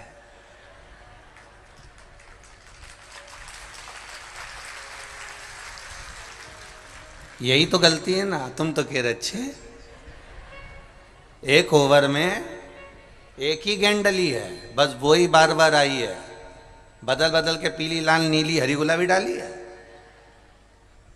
तो फिर कैसे कह दिया तुमने 6? थी है कि फेंकी 6 बार गई है, पर थी है कि। महाराज हमें भी बस यही पहचानना है कि हमारा मानव शरीर किस लिए मिला है। उस मानव शरीर को प्राप्त हमने कर लिया, पर उसमें करे क्या? हम इस मृत्यु लोक में आने के बाद हमको करना क्या है? इस मानव शरीर को प्राप्त करने के बाद हमें करना क्या है?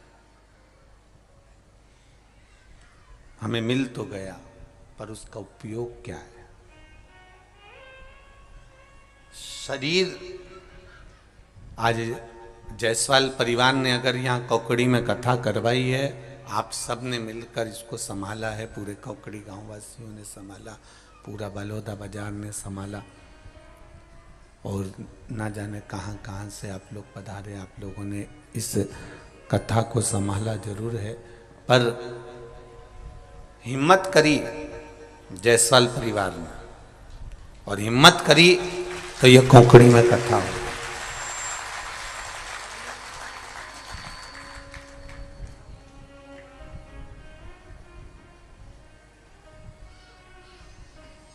आप भी मन लगा लोगे, चित्त लगा लोगे, इस हृदय को, इस दिल को अगर परमात्मा से लगा बैठे, तो फिर सोचना नहीं है। जिन्होंने कथा ली है, रामू राम जी ने, वेणु गोपाल जी ने, वेणु शंकर जी ने, और कृष्ण कुमार जी ने, रमेश जी जायसवाल जी ने, जिन्होंने कथा ली है, इनके हृदय में शिव ऐसा बैठ गया था कि इनको बीच में कई लोगों ने कहा, पूछना आप इनसे, वेणु भैया से, कि इनको कहा कि नहीं कहा कि देखो बहुत फैलारा होता है, कथा मत कराओ, बहुत फैलारा होता है, ये कथा कहीं शहर में करवा देते हैं, कहीं और जगह हो जाती है। पर इन्होंने नहीं, उन्होंने कहा नहीं, कथा तो होगी तो कोंकणी में ही होगी, और कथा करवाएगा भी मेरा देवाधिदेव महादेव। विश्वास पक्का था, दृढ़ी था, भरोसा प्रबल था, इसलिए देवाधिदेव महादेव ने इस कथा को, बाबा ने इस कथा को संजो लिया और कराने के लिए अग्रणी हो गए। ये शिव तत्व है, ये शंकर जी की कृपा, ये उघड़दानी की कृपा।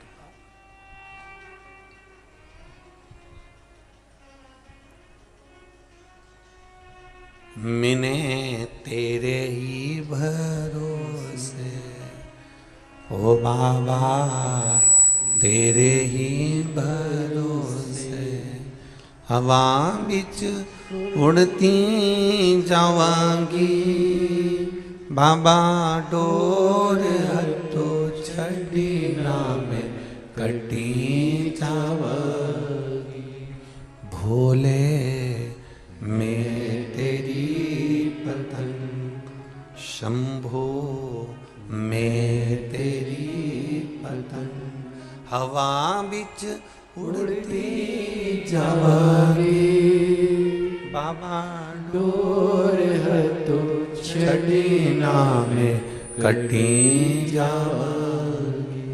भगवान की ये पावन कथा सुनने का मौका मिला है, सौभाग्य प्राप्त हुआ है, और कथा भी मिली तो आशुतोष शिव महापुराण की कथा, शिव जी का एक नाम, और बड़ा विचित्र नाम।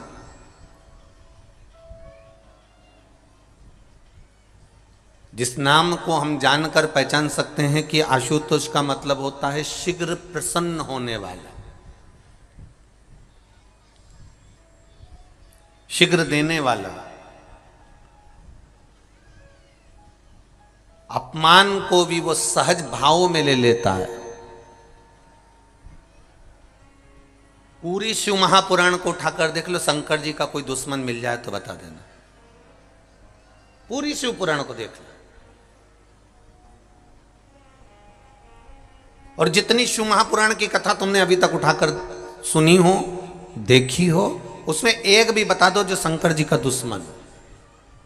भस्मासुर शंकर जी का भक्त था, तारकासुर शिव जी का भक्त था, बाणासुर शिव जी का भक्त था, गजासुर शिव जी का भक्त था, शंखचूर्ण शिव जी का भक्त था, जलंधर शिव जी का भक्त था, रावण शिव जी का भक्त था,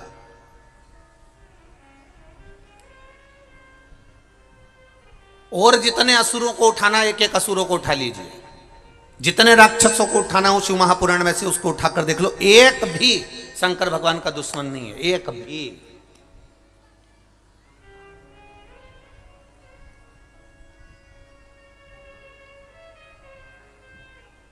भस्मासुर,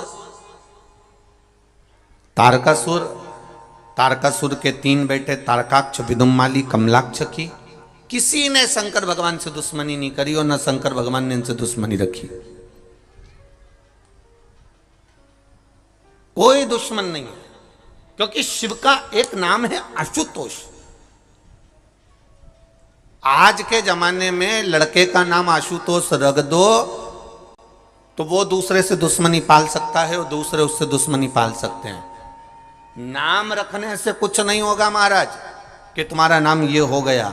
आशुतोष नाम रख लिया तुमने और तुम सोचो कि मैं उससे भेद कर रहा हूं, उससे द्वेष कर रहा हूं, वो मेरा भाई ने मुझे लूट लिया, मेरे भाई ने ऐसा कर दिया, मेरे भैया ने ऐसा कर दिया, मेरी भाभी ने ऐसा कर दिया, मेरी माता ने ऐसा कर दिया, मेरे पिता ने ऐसा कर दिया, साथी ने ऐसा कर दिया। नाम रखने से कुछ नहीं होगा। तुम सोचो कि नाम रख लिया और तुम आशुतोष हो गए, तो ये बहुत कठिन बात है साहब। आशुतोष का मतलब तो समझो, शिव पुराण के 24,000 श्लोक में से एक श्लोक ऐसा बता दो जो शंकर जी का दुश्मन था। कोई असुर, कोई राक्षस, कोई शिव जी का द्रोही था, कोई दुश्मन था। तारकासुर भी शंकर भगवान का दुश्मन नहीं था, जलंधर भी शिव जी का दुश्मन नहीं था, बाणासुर भी शंकर भगवान का दुश्मन नहीं था। ये जितने असुरों की लिस्ट निकालोगे, जितने राक्षसों की लिस्ट निकालोगे, इन लिस्ट में आप देखोगे कि इन सबने शिव जी की भक्ति करी है, इन सबने शंकर का भजन करा। ये दुश्मन है ही नहीं, ये द्रोही है ही नहीं, इनमें दुश्मन का कोई भाव है ही नहीं। जिसका कोई दुश्मन नहीं होता, अर्थात सामने वाला व्यक्ति भले मन में थोड़ा सा बैर उत्पन्न कर ले, पर महादेव किसी के प्रति बैर उत्पन्न नहीं करते। इसलिए शिव जी का नाम एक है जिसको लोग क्या कहते हैं, जम के बोलो जरा, आशुतोष कहते हैं, क्योंकि बैर नहीं है। अब एक एक राक्षसों का चरित्र उठाकर देखिएगा। भस्मासुर का चरित्र उठा लो पहले, और भस्मासुर के चरित्र को देखिए। कौन था यह भस्मासुर? एक राजा जिसने शिव जी को प्रसन्न करने का मन में ठान लिया था। इतनी सेवा करी भगवान शंकर की, इतनी सेवा करी, इतनी सेवा करी, शिव जी प्रसन्न हो गए। मांग तुझे क्या चाहिए? शंकर भगवान ने कहा आपके कैलाश पर मुझे कोई सेवा दे दो। जैसे कोई आकर करे, भैया बताओ आपने कौकड़ी में कथा चल रही है, जायसवाल जी बताओ जरा मुझे क्या करना पड़ेगा, बताओ मेरे लिए कोई सेवा हो तो बताओ। तो इन्होंने कह दिया साहब आप एक काम करो कि जो भी भगत है इनको चाय पिला दो। हमने कहा चाय तो पिला दूंगा, पर दिक्कत यह है कि दूध ला सकता हूँ, पत्ती ला सकता हूँ, गैस ला सकता हूँ, भट्टा ला सकता हूँ, पर बनाएगा कौन? दिक्कत वहां खड़ी हो गई। पिलाएगा कौन? तो क्या पिलाने वाले तो यहाँ बहुत भगत हैं साहब, जो कथा सुनने आता है वो सेवा में लग जाता है, तो पिलाने वाला तो ढेर मिल जाएगा, पर बनाने की आपत है कि भैया। और बनाने वाला भी चतुर चाहिए। मालूम पड़े ज़्यादा अदरक डाल देने, दूध फटी गया, चाय पूरी फट गई, फिर क्या होगा? जो दूध लेकर आया था वही चिल्लाएगा तेरे को नहीं आती थी तो तूने बनाई क्यों? क्यों? किसने कहा तेरे को बनाने का? तुझे आती नहीं है तो क्यों बना रहा? भस्मासुर ने भगवान देवादिदेव महादेव से कहा, जितने लोग इस कथा को सुन रहे हैं आस्था चैनल पर, फेसबुक, यूट्यूब पर, जितने लोग इस कौकड़ी छोटे से गांव में हजारों की संख्या में, लाखों की संख्या में जितने लोग कथा श्रवण कर रहे हैं, ये तीनों डूमों में बैठकर, तीनों पंडालों में बैठकर, उनसे निवेदन करूंगा जरा ध्यान लगाकर सुनना। आशुतोष केवल नाम नहीं है, आशुतोष का गुण भगवान शिव के भीतर समाया है। वो आशुतोष का तत्व हमारे भीतर होना चाहिए, हमारे भीतर वो आशुतोष का तत्व होना चाहिए। क्यों कहते हैं? जिस लड़का और लड़की का संबंध टूट रहा है, अदालत में केस चल रहा है, जरा सी बात के पीछे तलाक की बात हो गई, तो क्यों कहा जाता है कि आशुतोष नाम से शंकर भगवान पर जल चढ़ाना प्रारंभ करो? वो ग्रस्त जीवन वापिस जुड़ जाएगा और परिवार एक हो जाएगा और दोनों में विवाद नहीं होगा। आशुतोष नाम में इतना फल है हमारा। केवल एक आशुतोष नाम का स्मरण कर लेना, आशुतोष नाम का केवल उच्चारण कर लेना कोई साधारणता नहीं है।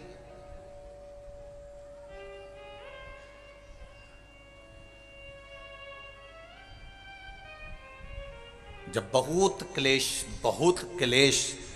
अपार क्लेश होता है, पति पत्नी में झगड़ा होकर पत्नी मायके भी चली जाती है, पति अपने घर पर रह जाता है, एक दूसरे का फोन आना बंद हो जाता है, एक दूसरे से बातचीत बंद हो जाती है, कोई पत्र व्यवहार नहीं होता, 6 महीना 8 महीना साल भर 1.5 साल हो गया, ना पति सुध ले रहा ना पत्नी सुध ले रही, तो उस जगह पर ये आशुतोष भगवान कार्य करते हैं। उस समय पर आपका एक लोटा जल शंकर भगवान को जब चढ़ाने के लिए जाते हो और जल चढ़ाते समय जब शिव जी को आशुतोष कहकर जल समर्पित करा जाता है, जल का पात्र जब भरा जाता है, तो इस पात्र को जब इस तरह से चढ़ाते हैं तो वो आशुतोष का स्मरण कर कर किया जाता है। तब कितना भी विवाद हुआ हो, दोनों पक्ष में से किसी न किसी एक पक्ष की ओर से फोन आना चालू हो ही जाता है। आशुतोष शब्द ही एक आनंद है,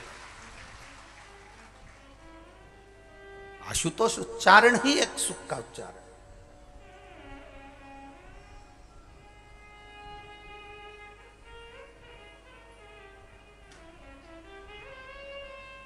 भस्मासुर ने पूछा मेरे लिए सेवा, शिव जी ने कहा क्या सेवा दूं तेरे को? पार्वती जी बोली कोई तो सेवा देना पड़ेगा, आपका भक्त है, भजन कर रहा है, पूजन कर रहा है। अब इतनी दूर से आए लोग और पूछे कोकड़ी में आने के बाद हमको सेवा बताओ, तो जो बोले ना साहब सेवा बताओ सेवा बताओ सेवा बताओ, कोई ऐसी सेवा बताओ साहब कि वो सेवा के लिए फिर सोचे कि दादा बड़े गजब फंसे रे, बड़े गजब फंसे। पर लोगों को सेवा कहाँ चाहिए? हमें मंच की सेवा दो, हमें स्टेज की सेवा दो, हमें फूल माला की सेवा दो, हमें पंडाल की सेवा दो, हम सीटी बजाएं ने सबको बिठाएं।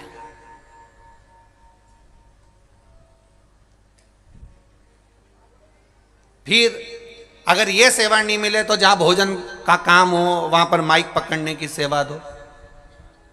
ये सेवा नहीं बने तो फिर हमको जो है सबको भोजन परोसने की सेवा दो। और उससे भी बड़ी सेवा कही कि हम बर्तन यहां से हम लोगों से कहेंगे बर्तन उठा के वहां रखो, प्लेट उठा के वहां रखो, तो ये सेवा हमारी। अब इतनी बड़ी बड़ी सेवा लोगों ने ले ली, फिर इससे जो बड़ी सेवा है कि साहब, इससे बड़ी जो सेवा है कि साहब वो देख के आओ पूरे पंडाल में कहीं गंदगी तो नहीं है पड़ी, कहीं कचरा तो नहीं पड़ा, तो इतने में वो कह देगा बताओ, हमें बोल रहा है कचरा देखने का, हमें बोल रहा है गंदगी देखने के लिए, सारी अच्छी अच्छी सेवा इनको दे दी और वो सेवा हमको दे दी। पर देखा जाए शिव महापुराण की सबसे बड़ी सेवा है कि जहां कथा सुनने बैठे हो वहां कोई गंदगी तो नहीं है, वो भी हमें ही देखना। स्वच्छता का ध्यान रखना भी हमारा फर्ज है, स्वच्छता का ध्यान रखना हमारा कर्तव्य। तब भस्मासुर ने कहा मुझे सेवा बताओ। पार्वती जी बोली बताओ इनको सेवा बताइए, आप सेवा दीजिए इनको, दो इनको सेवा। तब भोलेनाथ जी ने एक सेवा दे दी कि मैं रोज भस्म लगाता हूं, तू मुझे मुर्दे की भस्म लाकर दे दिया करना, बस इतनी सेवा तू मेरी कर।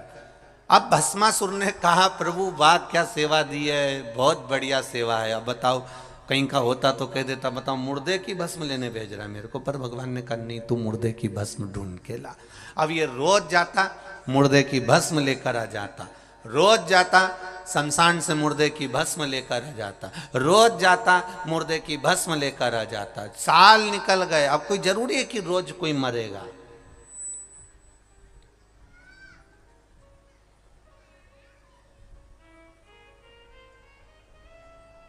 अब कोई जरूरी है कि हर कोई रोज ही मरेगा?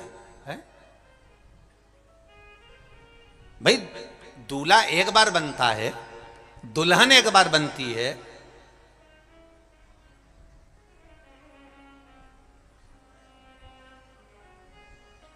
तो कोई जरूरी है कि हर बार दूल्हा दुल्हन बने वो? नहीं नहीं नहीं। अब कोई मरा ही नहीं। भस्मासुर ने अपनी पत्नी से कहा, आज सवेरे से घूम रहा हूं पर कोई मुर्दे की भस्म ही नहीं बन रही, मिल ही नहीं रही। पत्नी ने कहा, सब दूर देखिए आए, आओ हर जगह पर गए थे, सब जगह हो जाए, हाँ, पर मुर्दे की भस्म ही नहीं मिली। पत्नी बोली, मुझे लग रहा है लोगों ने मरना बंद कर दिया है, मुझे ऐसा महसूस हो रहा है। पति ने कहा, भोलेनाथ जी को सुबेरे सुबेरे भस्म लगती है, भस्म का श्रृंगार होता है, भस्म नहीं मिलेगी तो भोलेनाथ जी के पास में मैं कैसे जाऊंगा? उनने मुझे सेवा दी है।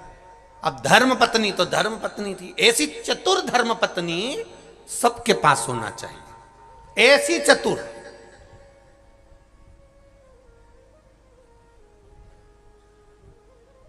लोगों को लगता जरूर है कि गणेश जी के पास में रिद्धि सिद्धि है, नारायण जी के पास में लक्ष्मी है, भगवान ब्रह्मा जी के पास में ब्रह्माणी है, ब्रह्मा जी के पास में ब्रह्माणी है, भगवान विष्णु के पास में लक्ष्मी है, गणेश जी के पास में जम के बोलो रिद्धि सिद्धि है, और हमारे पास में जिद्दी है। तो लोगों को लगता जरूर है कि भाई ये कहीं ना कहीं गड़बड़ तो हुआ। अब उनके पास में भले रिद्धि सिद्धि हो, पर अपने पास तो इतनी जिद्दी कि 2-3 बार तो उसके पिताजी को भी बोल दिया, तुम्हारी छोरी बड़ी जिद्दी है, एक बार अड़ जाती है ना तो सुनती नहीं है किसी की भी। तो उनके पिताजी ने भी कह दिया, बेटा तुम ये मत सोचना कि गणेश जी की रिद्धि सिद्धि थी, अपनी तो जिद्दी हमारी, तुम्हारी सास भी ऐसी है। अब वो क्या बोले उसके लिए? बोले तो बोले, क्या बोल सकते उसके लिए?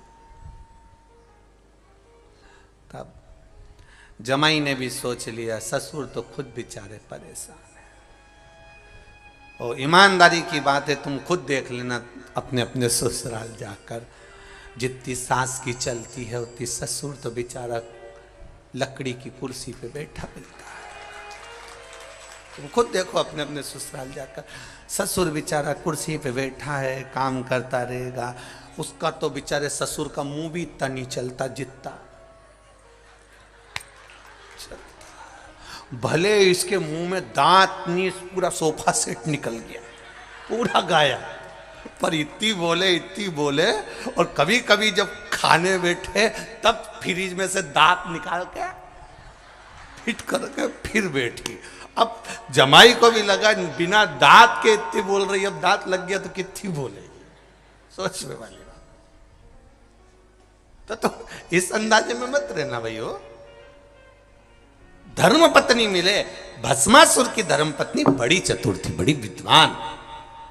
और भस्मासुर की धर्म पत्नी ने तुरंत, भस्मा ने कहा मैं क्या करूं तू बता मेरे को। धर्म पत्नी बोली, देखो सीधी सीधी बात है, मुर्दे मिलना मुश्किल हो गए, शमशान में आग नहीं लग रही है, भस्म नहीं मिल रही है, तो तुम एक काम क्यों नहीं करते, अपनी खुद की फैक्ट्री क्यों नहीं खोलते, अपनी खुद की फैक्ट्री खोलो।